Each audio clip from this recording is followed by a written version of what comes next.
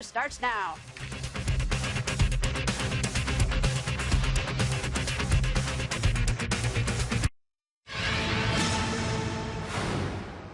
It's 8 p.m. in the East, 7 p.m. here in Des Moines, Iowa. I'm Brett Baer. And I'm Megan Kelly. Good evening. The process of choosing the next president has finally begun. Early Fox News entrance polls indicate a tight race on the Republican side, with New York businessman Donald Trump, Texas Senator Ted Cruz, and Florida Senator Marco Rubio battling each other for the top spot. Although Trump appears to have a very slight edge, it is still very early, and the numbers could, of course, shift. On the Democratic side, there is a similarly tight battle between former Secretary of State Hillary Rodham Clinton and Vermont Senator Bernie Sanders, a Democratic socialist. Again, it is very early. About the only projection we can safely make at this early hour is one that will come as no surprise to anyone who's been paying even remote attention to pre-Iowa polling, and that is that Fox News can now project that former Maryland Governor Martin O'Malley, brace yourself, will finish third in the Democratic contest, far behind frontrunners Clinton and Sanders. The news is coming in as coverage of the Iowa caucuses starts right now.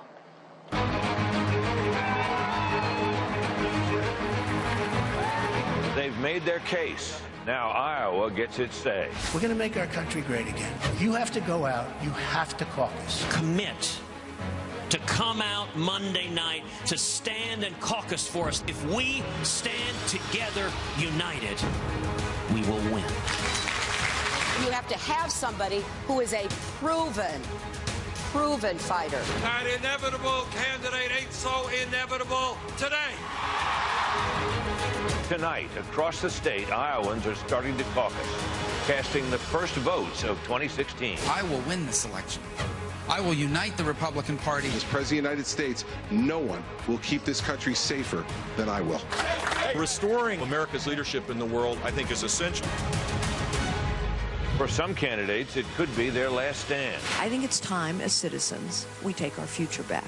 America's looking for a new leader. We've got to rally the base. We've got to all be enthused about the nominee. I know you want a fighter. I want a fighter. I am a fighter. One of the things I have to do is to stay on my feet, run full throttle. We are in a situation right now in our country that we have never been in before.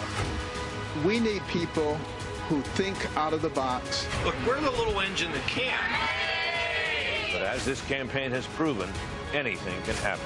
I never thought in a million years I'd be a politician. We have a movement going, I'll tell you. Our coverage of the Iowa caucuses starts now.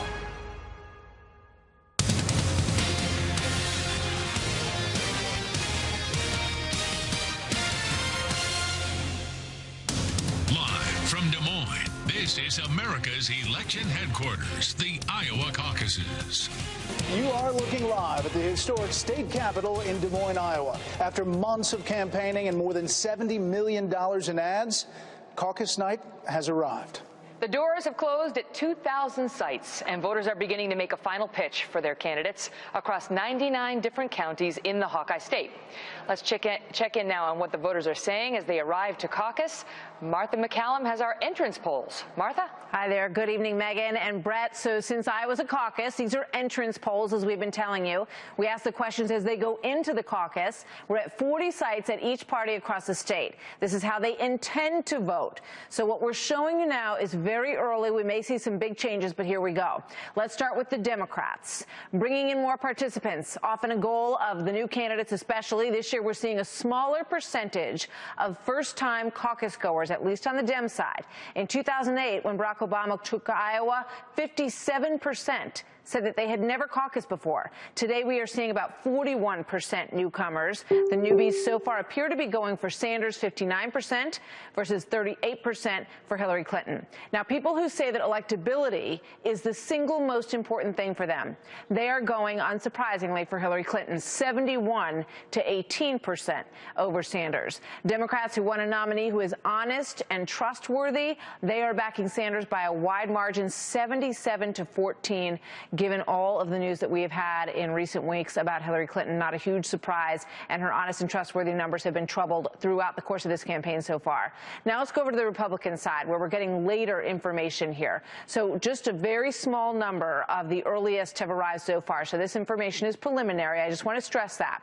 Evangelical Christians, a key voting group, so far they are making up 62% of caucus goers. That's up a little bit. 56% were evangelical caucus goers back in 2012. They went heavily for the eventual winner that night, Rick Santorum.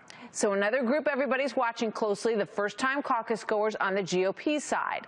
Early numbers show that 43% say this is the first time that they have attended. That is higher than 2012, when there were 38%. We'll see who that bodes well for, but the early suggestion is that that could be good news for Donald Trump tonight. The late deciders, those who made up their mind either today or over the weekend, were 46% of the participants last time around. So far tonight, we're only seeing 34%, about 1/3, made up their minds in the last few days, but many of those folks may be coming in a little bit later in the evening, because we're just looking at the beginning numbers, especially on the GOP side. So the evangelical vote obviously is a big part of this evening. And we know that those voters are a group that Ted Cruz really wants. The first-timers, are they turning out for Trump? All these questions we'll be able to nail down with more specificity as we get a little bit further into this hour. Brett and Megan, back to you. Martha, thanks.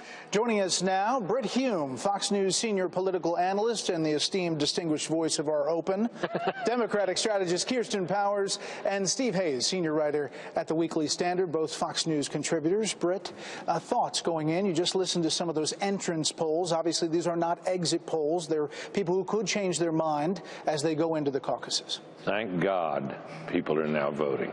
After all this time and all this money and all this interest, if I may say so, we finally are going to get some real results. And by the time this night is over, we'll have some idea of who can make it on and carry forward and who will not be able to. Iowa will, it seems to me, is likely to play its traditional role in winning the field. And thank God.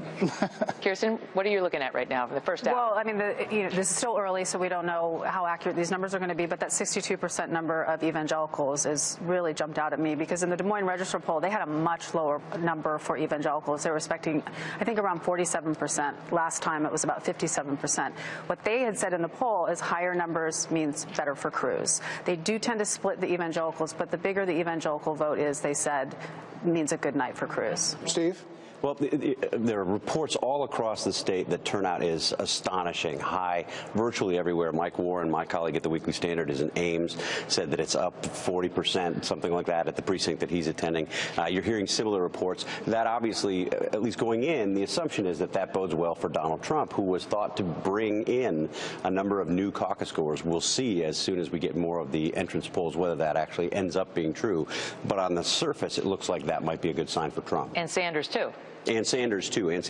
There's a line that looks like it's a city block long in Des Moines here for Democrats looking to go caucus, and that is, too, up way higher than 2012. Those entrance polls, Britt, with the honest and trustworthy number on the Democratic side, that's a big deal in this race. It is a big deal in this race, and people, surprising number of Democrats in national polls have said that this is a very important issue for them. And, of course, that cuts hard against Hillary Clinton, whose reputation on that score has suffered, and we've seen it throughout the polling all year long. So it'll be interesting to see if that plays out in the way that we expect. I love the way Martha phrased it, which is to those voters to whom honesty and trustworthy is important. They seem to be siding with Sanders. Like, who says no? I don't care about that. But people will say no. Yeah, what's interesting is people will say no. It won't be a top priority for a number of years. Yeah, because if that were the case, I mean, 70%, was it 71% for Sanders, I think, if I saw it correctly? I mean, this would be a blowout if that were really the top issue for everybody across the board. Talk about, so if these first-time caucus goers are showing up, and we're presuming that if it's on the Republican side, that's a good thing for Trump, and on the Democratic side, it's a good thing for Sanders.